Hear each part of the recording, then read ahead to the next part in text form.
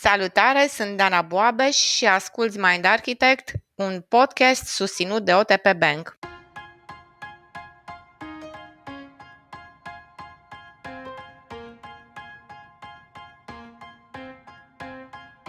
Suflete pereche, persoana potrivită, făcuți unul pentru celălalt. Comedii romantice și povești cu prinți și prințese, toate ne învață că iubirea presupune găsirea unei persoane menite nouă, cu care putem trăi fericiți până la adânci bătrâneți. Cum apare de fapt sentimentul de îndrăgostire și ce se întâmplă în mintea noastră când avem fluturi în stomac? Vorbim în episodul de astăzi despre îndrăgostire, despre partenerii de care ne-am îndrăgostit, dar și despre cum are loc ruperea vrăjii și cum putem ajunge să ne întrebăm ce am văzut noi oare extraordinar la persoana aia, că nu-i nimic ieșit din comun acolo.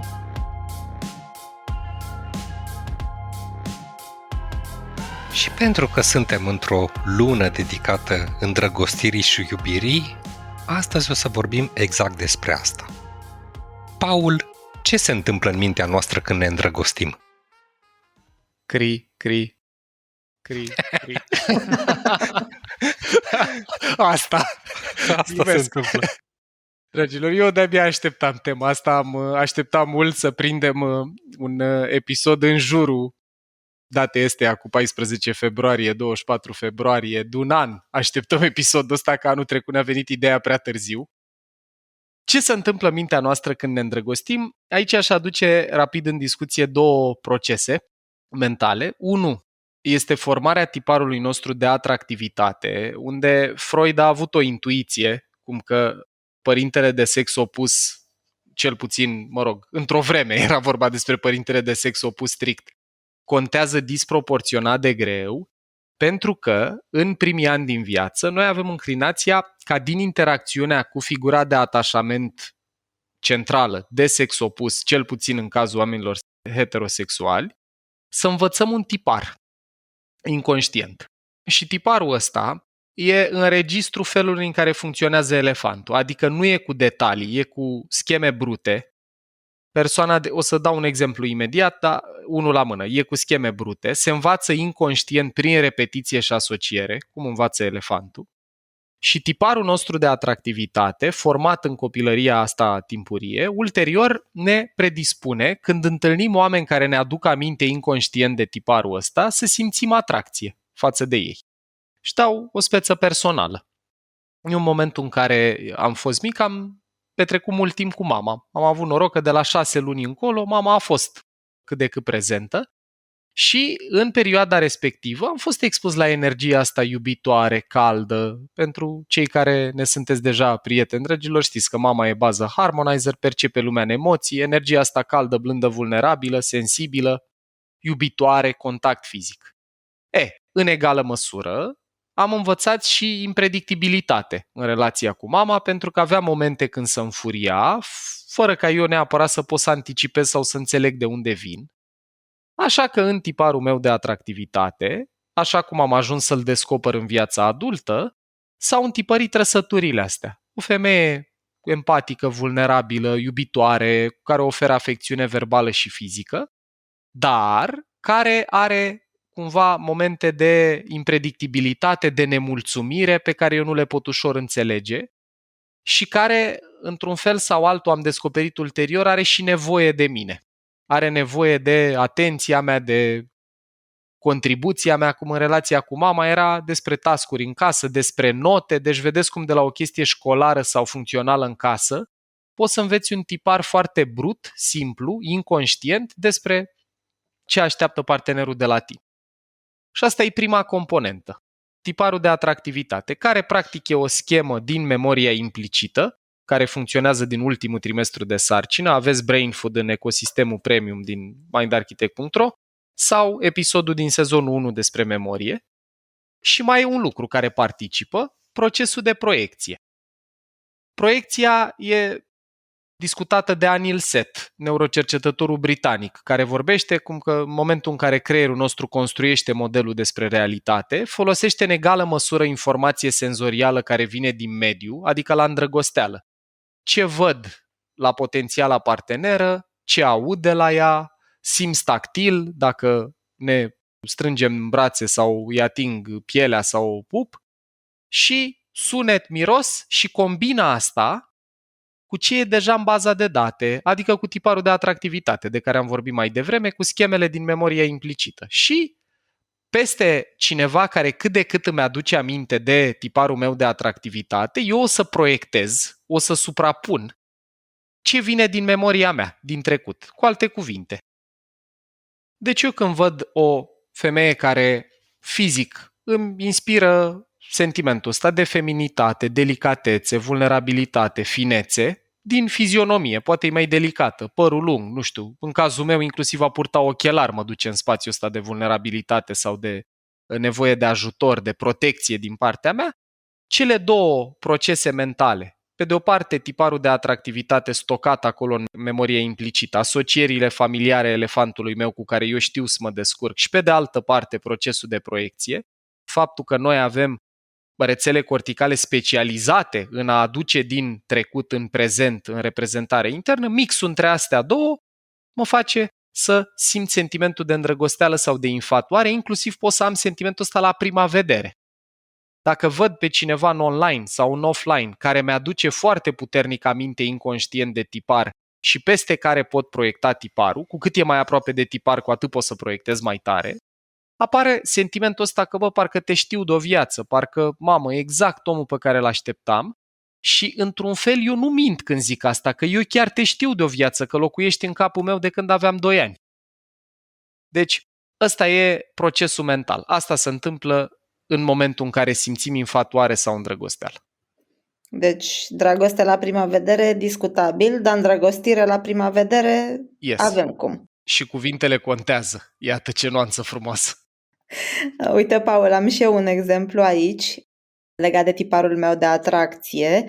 Eu, din relația cu părintele de sex opus în copilărie, am învățat mai degrabă să merg într-o direcție diametral opusă și la mine tiparul de atracție sau oamenii de care mi-e drag instant atunci când îi cunosc sunt oameni pe care eu îi procesez, îi percep ca fiind foarte blânzi și foarte calzi, cu ochi de văcuță, le zic eu, care au ochii mari și da.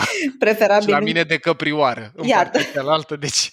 Animale pe care le vedem ca fiind blânde, eu la mine vacile așa sunt. Și mi-aduceam aminte acum când l-am cunoscut eu pe Alexandru, pe partenerul meu, că eram în perioada aia de îndrăgostire de la început și eram la o întâlnire și am trecut la un moment dat pe lângă o clădire și pe zidul clădirii ăleia scria: mă gândesc la tine zid de zid. Și mi s-a părut atât de frumoasă și cumva predestinat grafitiul ăla. Era un sentiment din ăsta că fix așa este, uite mă, știe și peretele ăla că mă gândesc la tine zi de zi. Și vreau să te întreb în nota asta. Ce frumos, nu știam. Sper să asculte Alexandru episodul, nu știu dacă ne ascultă, eu așa sper. Îl pun eu. Easter egg, da. Așa. Și vreau să te întreb în nota asta, noi când ne îndrăgostim, există expresia aia cu rose-colored glasses, vedem lumea așa prin niște ochelari roz la culoare? Da, și ce frumos mi-ai ridicat conversația următoare la fileu, că aici o să povestim puțin și despre neurochimia îndrăgostirii. Adică ce chimicale participă la sentimentul pe care noi îl putem numi îndrăgostire și, sigur, și la iubire, nu doar la îndrăgostire, dar eu o să mă refer aici cu precădere la falling in love, la îndrăgostire. Ideile astea vin parțial din Habits of a Happy Brain și parțial din toate documentările noastre despre neurochimicale. O să le sintetizăm în felul următor. Deci, în primul rând, dragilor, îndrăgostirea e un cocktail neurochimic. Nu e un neuromodulator sau hormon sau neurotransmițător specific, e un mix între ele și le luăm la rând în felul următor. Când te îndrăgostești de cineva, ați văzut că apare disponibilitatea la mare efort la începutul relației. Te scoli dimineața, îi duci cafea dimineața, faci micuri dejun. Ești dispus, mi-aduc aminte de mine la începutul relației cu Alexandra, când aveam curs la Brașov, conduceam până la București să o pup sau să ne împăcăm. Existau și situația în care ne certam cât eram plecat. Trebuie să fiu sincer și cu asta și conduceam înapoi. după ce vorbisem 8 ore. Și hormonul care îmi permite să fac asta, care popula sistemul meu nervos și îmi dădea combustibil, care e? Păi dopamina. Yes. Hormonul motivației, da? Care dă satisfacție, dar și motivație, drive să faci lucruri dificile pentru a obține ce elefantul știe că e bun pentru supraviețuire. Bun. După care, cu cât petreceam mai mult timp împreună, am trăit momente de vulnerabilitate, poate am plâns împreună, poate mi-a destăinuit lucruri pe care nu le-am mai destăinuit altor persoane sau eu ei, ce începe să se mobilizeze? Dacă ne privim în ochi, Oxitocină. beautiful. Oxitocina e încă unul care participă și oxitocina te face să te atașezi, să începi să simți sentimentele alea de căldură, mai puțin intense, mai puțin flacără, cum e la dopamină, mai așezate, dar participă la cocktailul iubirii. După care, serotonina se mobilizează când reușești să obții un partener cu care trăiești sentimentul de confort. Mie îmi vine în minte, Luci, o prietenă comună care spune că are nevoie să se simtă în largul ei cu partenerii de relație sau cu oamenii care o fac să trăiască atracție. Și acolo ce mediază asta neurochimic e serotonina.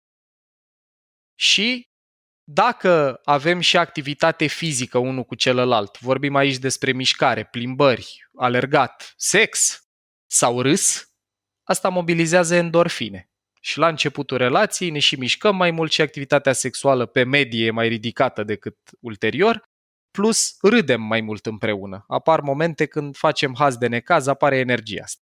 Și mai e unul subtil aici. Astea toate sunt ceea ce noi am numit neurochimicale ale stării de bine sau ale fericirii. Dopamină, oxitocină, serotonină, endorfin. Dar mai e un suspect de serviciu, care apare și el. Cortizolul, hormonul de stres de care vorbeam. De pildă, dacă eu am un stil de atașament evitant și am ieșit la un prim date, la o primă întâlnire și m-am simțit excepțional cu persoana cu care am ieșit, dar după aia nu-mi dă semn o zi, la mine, pe lângă astea ale stării de bine, dopamină, motivația de a revedea persoana, nu știu, oxitocină, sentimentul că am avut conexiune profundă și că vreau iară sentimentul ăla de siguranță, poate să apară și cortizol, care îmi dă agitație. Cortizolul stă în spatele incapacității noastre în a da mesaje la 1 dimineața când trăim stres, cu oare unde ești, oare cu cine ești. Și în loc să lăsăm telefonul și să putem a doua zi să gândim clar după ce s-a curățat creierul de chimicale, de hormoni în timpul nopții, dăm mesaj atunci. Deci cortizolul e așa o sabie cu două tăișuri. Îți dă și agitație interioară, vigilență, poate chiar anxietate, dar, asta e valența mai puțin veselă, poate să-ți dea în schimb și pur și simplu energie în momentele respectiv. Când e tensiunea, bă, oare mă place sau nu mă place? Și sunt oameni care și spun că le e dor de perioada aia cumva de cunoaștere, de incertitudine. Acolo e și o doză de stres, pe lângă multe chimicale ale fericirii și doza asta de stres. Și ăsta ar fi un cocktail neurochimic care participă, fiecare dintre chimicalele astea participă la ceea ce noi numim îndrăgostire.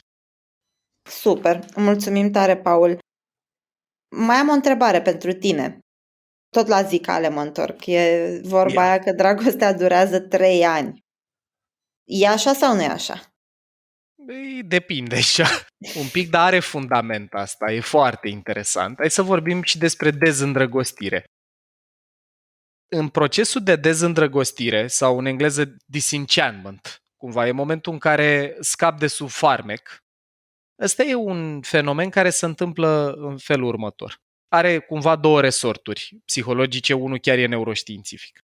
Number 1 este când proiecția se dizolvă. Ce suprapuneam eu peste persoana asta din idealul meu, din tiparul de atracție învățat în copilărie, de la mamă, de la bunică, de la bonă, de la cine o fi fost persoana aia în relație cu care mi l-am format, eu îmi dau seama că fata feminină vulnerabilă la prima vedere, cu ochelari, care stătea la geam și ploua și eu m-am gândit cum vin și o salvez și o ajut, când interacționez cu ea, descoper că ea de fapt e un om puternic, poate chiar autosuficient, care are energie mai degrabă de tip vulnerabil de care am eu nevoie și ăsta nu e un lucru rău, dar e foarte diferit de ce a învățat elefantul meu și de ce știe să caute. Și atunci, pentru că nu mai e familiar, și știm noi și din modelul SCARF, atât Brain Food cât și episodul de podcast, când nouă ne e apăsată familiaritatea negativă, emoțional apare reacția aia de îndepărtare. Și pot să am sentimentul, fie pentru că cunosc omul mai bine în timp și îmi dau seama că e diferit de tiparul meu, de idealul ăla inconștient proiectat peste. Fie dezîndrăgostirea pe filiera asta de dizolvare a proiecției se poate întâmpla într-o singură iterație, în care ceva din ce-ți imagina e foarte, foarte diferit, flagrant. Să zicem că, nu știu, prețuiești și te atrag oamenii respectoși, politicoși, delicați și ești cu cineva care scuipă. Nu știu, mergi pe stradă și vezi... Și în momentul respectiv, gestul ăla, atât, e suficient să dizolve proiecția. Și dizolvarea asta a proiecției e un moment foarte interesant, pentru că intensitatea cu care trăim îndrăgostire e direct proporțională cu cât idealizăm partenerul. E mult mai ușor să te idealizezi în primele săptămâni de relație, când nu prea te cunosc, când te descoperi, și atunci pot să presupun, să umplu eu golurile din tiparul meu inconștient, decât după 3, 4, 5, 7 ani de relație, când probabilitatea că am trăit destul împreună cât să te cunosc mult mai în profunzime e mult mai mare. Și acolo unii dintre noi avem noroc și proiecția se suprapune cu ce descoperim ulterior, iar alții dintre noi avem ghinion și proiecția se dizolvă, moment în care expresia neștiințifică este ți se ia, dispare. Și mai e o componentă, dragilor.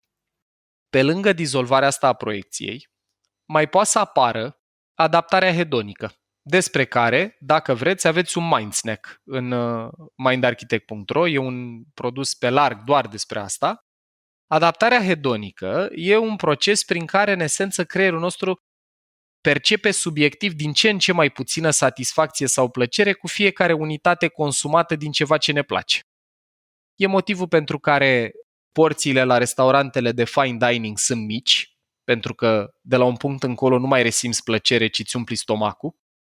E motivul pentru care și dacă mănânci ceva ce iubești, dar mănânci prea mult, poți să simți efectiv că ți se face rău. Și e motivul pentru care când îți iei o mașină nouă sau când intri într-o relație nouă, poți să resimți foarte multă dopamină, că adaptarea asta hedonică apare pe filieră de dopamină. Inițial poți să simți multă motivație, curezi mașina, o lustruiești, o duci la spălătorie și așa mai departe, și 6 luni mai târziu poți să trăiești cu ea și cu niște praf, a apărut o zgârietură, nu-i sfârșitul lumii. Iar în cazul relației, adaptarea hedonică produce pe de o parte scăderea disponibilității la efort, pe de o parte, pe care mulți parteneri de relație o acuză. Bă, nu mai ești ca la început luai flori săptămânal, nu știu, erai și tu dispus să-ți faci timp pentru noi, sau de partea cealaltă, la începutul relației, mă așteptai cu masa și așa mai departe. Iar în timp asta descrește și e un proces psihologic absolut firesc. Cumva acolo e de întreținut conștient. Odată cu adaptarea hedonică, iubirea trebuie întreținută în mod conștient, chit că nu mai ai drive-ul dat de neurochimicale, trebuie să produci energie pentru a face relația să meargă. Eu când am înțeles partea asta m-am împăcat și cu faptul că relațiile presupun o doză de muncă.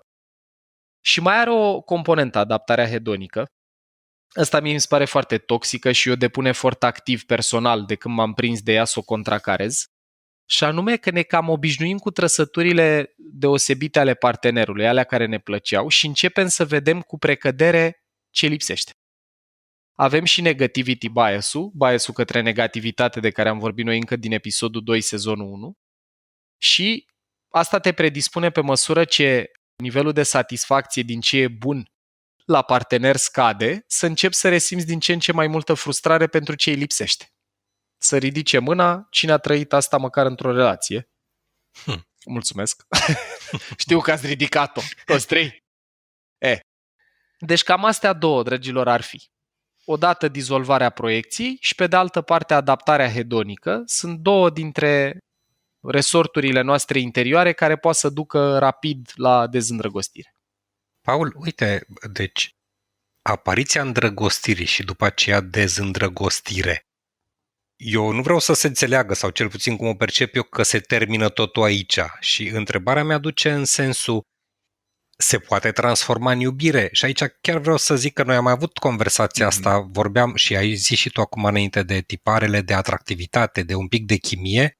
Dar dacă punem și ingredientul de compatibilitate de care vorbeam noi și în Couch Talk și într-un episod din sezonul 4, cumva transformarea în iubire, dezîndrăgostirea asta nu duce neapărat la rău, nu?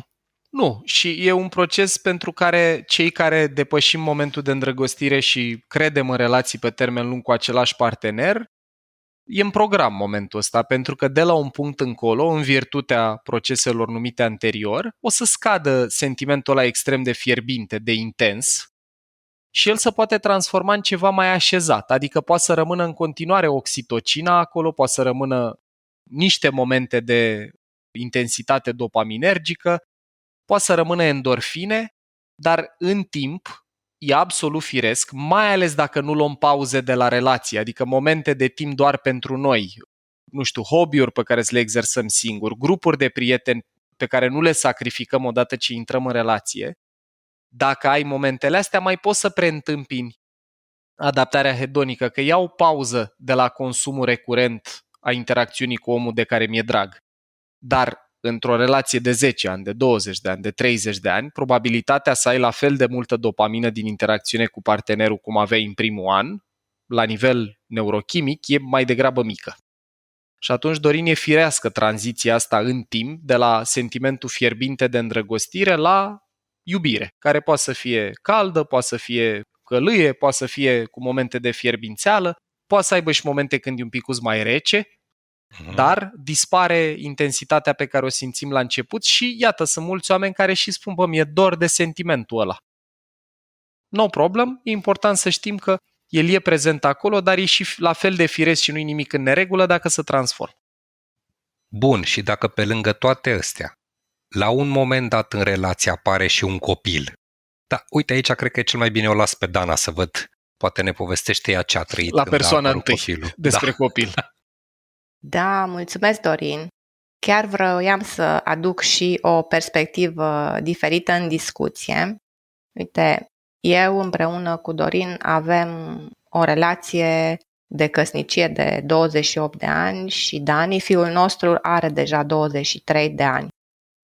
Și n-aș fi zis că îndrăgostirea dintre noi a dispărut foarte repede. Dar ascultându-te acum pe tine, îmi dau seama de primul moment în care am simțit asta și anume momentul în care a venit pe lume Dani.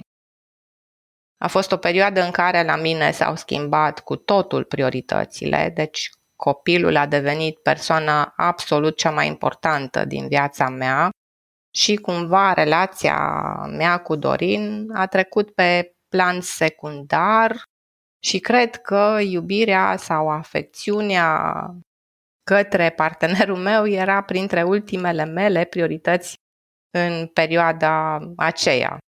E și ăsta un exemplu de dezîndrăgostire atunci când apare un copil într-o relație?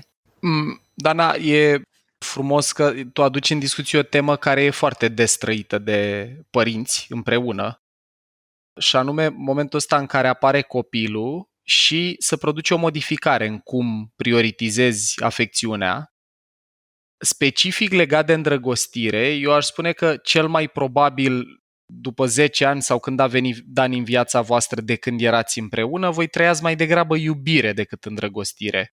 Nu mai era intensitatea de care vorbeam noi mai devreme, sau dacă ați reușit să o țineți în viață 10 ani, trebuie să facem alt episod, să ne povestiți cum. Dar în toate cazurile, cel mai probabil acolo, la voi a apărut tranziția asta și în speță, pe exemplu tău, a apărut o tranziție la tine de la focus pe relația cu Dorin, care e partenerul de viață, relația de atașament cea mai importantă, până la apariția lui Dani. La apariția lui Dani, atât focusul ăsta din punct de vedere a motivației, deci ce îți dădea dopamină, putea să fie mai degrabă să-l observi pe el crescând, dezvoltându-se și așa mai departe. Oxitocina e ceva ce irigă sistemul nervos al mamei și al copilului din primele momente. Deci oxitocina e principalul hormon care ajută la pair bonding, la conexiunea mamă-fiu și iară sunt șanse mari că ce trăiei în relație cu Dani devansa un pic ce trăiei cu Dorin. plus cortizolul suspectul de serviciu, care putea să te facă să fii mult mai vigilentă, atentă și preocupată de ce se întâmplă cu Dani decât de ce se întâmplă cu Dorin. Lucru pe care îl trăiesc foarte multe cupluri când apar copii, e iară ceva ce e important să știm că se întâmplă și să fim pregătiți pentru a depune extra efort și voi sunteți modelul meu, cumva, din perspectiva asta a vieții de cuplu, ca ulterior, să ne reconectăm. După ce focusul începe să fie iară disponibil și pentru partenerul de relație, nu doar pentru copil, și ideal e să prioritizăm asta la un moment dat, voi mi se pare că ați reușit să o faceți foarte frumos, cu curiozitatea cu care v-ați aruncat în tot ce facem și în Mind Architect, cu testele pe care le faceți, cu experiențele în care mergeți doar voi. Deci tot respectul, mi se pare că ați reușit să remobilizați chimicalele alea într-un mare fel. Mulțumim, Paul, și oricum cred că ne-ar fi fost mult mai ușor dacă am fi avut acum mulți ani cunoștințele pe care le-am aflat acum împreună cu tine. Mă bucur maxim. Dar niciodată nu-i târziu. Da, mi se pare că voi ați făcut-o și intuitiv cumva, adică la voi, uitându-mă la voi ați simțit să faceți lucrurile astea și ulterior ați înțeles și niște explicații psihologice sau neuroștiințifice pentru ele, dar grozav că, apropo de baza de Harmonizer, ați făcut ce ați simțit. Uite, Paul, vreau să revin un pic la dezîndrăgostire într-o altă cheie, că probabil, cum bine știu ascultătorii noștri, eu de obicei aduc exemple din mediul business și la episodul ăsta mi-e un pic cam dificil așa să aduc. Dar observ totuși, inclusiv la birou, că mai apar cupluri, se mai îndrăgostesc oamenii, se mai dezîndrăgostesc. Și întrebarea mea e așa, există prietenie sau măcar colegialitate după îndrăgostire-dezdrăgostire? Cu alte cuvinte, colegii de birou care au trecut prin fazele astea mai au vreo șansă măcar să rămână colegi sau prieteni? Aici, Dorin, e un subiect probabil sensibil și răspunsul nu e alb-negru. Depinde foarte tare de mulți factori, de la maturitatea emoțională a amândoi partenerilor care încearcă relația aia, care dublează niște roluri, că în egală măsură putem vorbi și despre, uite, situația mea și a Alexandrei sau a ta și a Danei sau a Lucianei și a lui Alexandru, care noi suntem și cupluri, dar și lucrăm împreună. Și aici se dublează niște roluri și, de exemplu, o metodă de a supraviețui unei relații cu un partener de viață care are și componentă profesională, din practică, pot să spun, a fost să vorbim cel puțin la mine și la Alex foarte clar de la început, să ne informăm, băi, uite, eu pot să separ planurile astea, adică dacă eu mă supăr pe tine la treabă, când vin acasă pot să las asta la birou. E important să știi că eu am resursele astea de a mă dedubla cumva sau disocia momentele alea. Alex a zis, eu am mai multă nevoie de atenție dacă lucrăm împreună, pentru că eu nu pot să fac asta la fel de ușor. Și cumva a vorbi clar și a seta cadrul în care putem sau nu să fim și împreună dacă deja lucrăm sau să lucrăm dacă suntem deja împreună, mi se pare că nu prea are un răspuns universal. Ce întrebi tu, dar comunicarea poate să ajute mult și mai cred, Dorin, că contează foarte tare și cum se termină relația între oamenii ăia, în sensul în care dacă relația autentic se termină cu acordul părților, adică atât eu cât și partenera mea simțim că, băi, nu mai vrem să fim împreună, ne-am dat seama că, iată, s-a dizolvat proiecția, nu e cum credeam eu, atunci sunt șanse mari să putem fi prieteni. Dacă, pe de altă parte, numai unul din cei doi vrea să încheie relația, în funcție și de cum își metabolizează celălalt pierderea, și asta e o discuție de sine stătătoare, stay tuned, avem un episod despre tristețe în sezonul curent, acolo poate să fie altă poveste. Deci cred că e mai complicat, dar comunicarea și clarificările cu siguranță ajută. Cum se termină contractele de muncă cu litera I, când te dă afară cu totul, am înțeles. Da. Bun. Paul, să ne întoarcem la luna iubirii, la spiritul ăsta și să ne luăm așa niște tips and tricks cum pe finalul episodului. Exact. Lunii iubirii. Păi, pentru mine a fost foarte, foarte important și ar fi primul tip and trick din practică să îmi conștientizez tiparul ăsta inconștient. Să aduc în minte conștientă tiparul de atractivitate pe care eu l-am învățat inconștient în primii ani. În speță m-a ajutat enorm să văd firul roșu din relațiile mele din trecut. Pot să spun că și din oamenii cu care am mai avut conversații de coaching sau din ce am auzit din procese de psihoterapie, e foarte, foarte util să-ți dai seama către ce ai atracție inconștientă, către ce o să te tragă elefantul cu sau fără voia ta. Pentru că, uite, să poate de pildă să ai un tipar de atracție către ceva ce îți face rău. Dacă ai avut un părinte abuziv care îți dădea atenție doar când se purta urât cu tine, verbal sau fizic, există o posibilitate măricică în viața adultă, inconștient, să tragi către persoane care să te abuzeze fizic sau verbal. Și acolo e foarte util să te prinzi că ai tiparul ăsta, pentru că elefantul scanează ultra rapid potențialul partenerului de a se potrivi cu tiparul, nu e o chestie conștientă elaborată. Ăsta ar fi number one. După care, pasul 2 e să îți dai seama, plecând de la tiparul de atractivitate, ce este negociabil sau alterabil pentru tine și ce nu. Pentru că e o probabilitate mare că în relație cu orice partener va fi nevoie să negociem. Compatibilitate perfectă, slabe șanse. Apropo și de episodul nostru despre atractivitate și compatibilitate în relații sau couch talk-ul cu același nume. Deci contează să-mi dau seama, ok, eu vreau vulnerabilitate și blândețe, dar cum pot să tolerez a fi ea exprimată?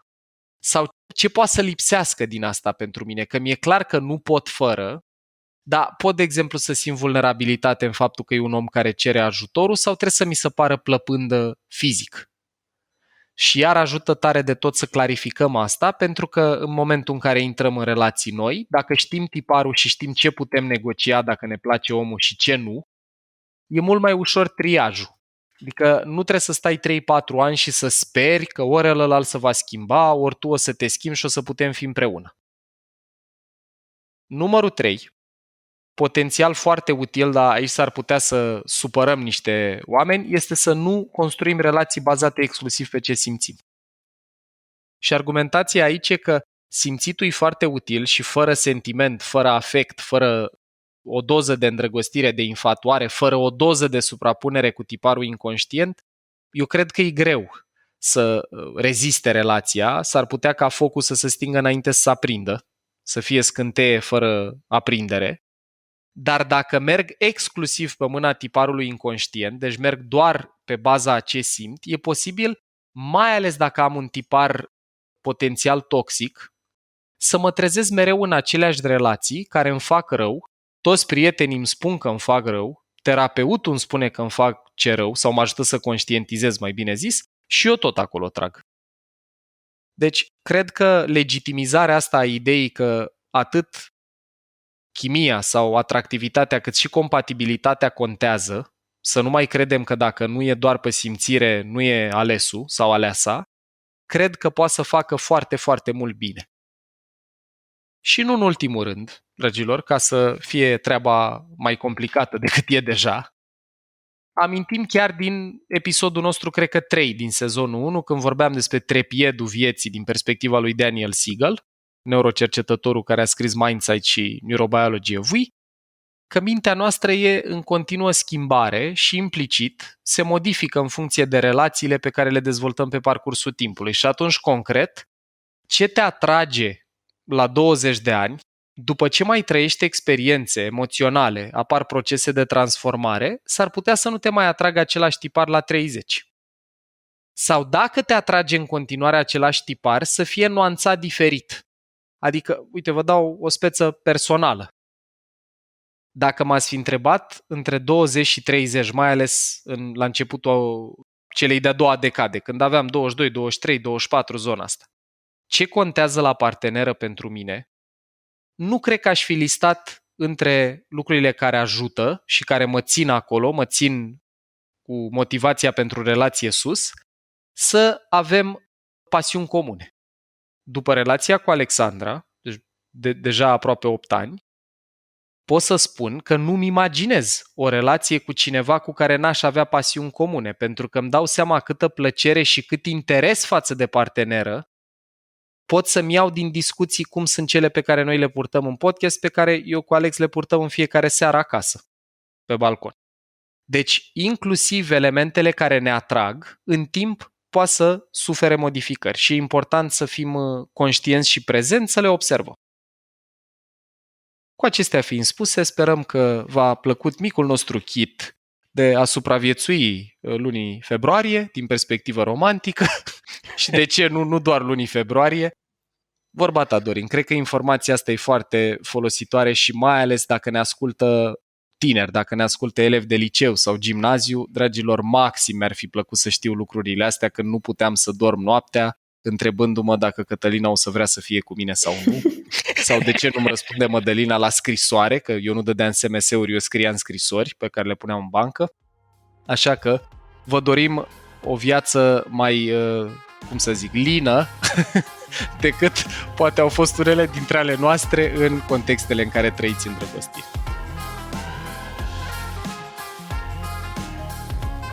Ai ascultat un episod din podcastul Mind Architect al lui Paul Olteanu și al invitaților săi, Dorin, Dana și Luciana.